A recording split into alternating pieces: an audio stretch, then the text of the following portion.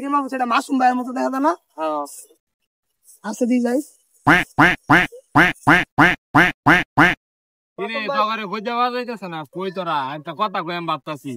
কি কথা?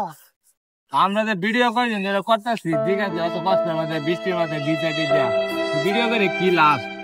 হ্যাঁ, এই যে দেখ আমার ভিডিও কোনো পরিণত যাইতেছে না, তারপরে কোনো ভিউ হইতেছে না।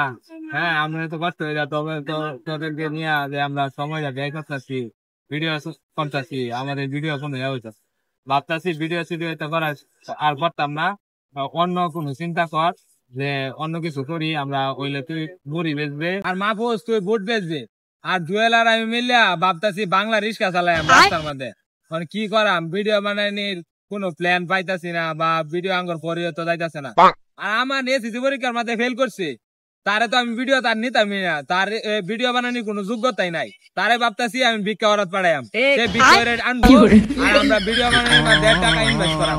তার কোনো কিছুর যোগ্যতা নাই, সে যদি কোনো কামলা যা, কামলারও কোনো যোগ্যতা নাই। এবার যে পরিমাণে এসএসসি পরীক্ষার মধ্যে ফেল করছে, হ্যাঁ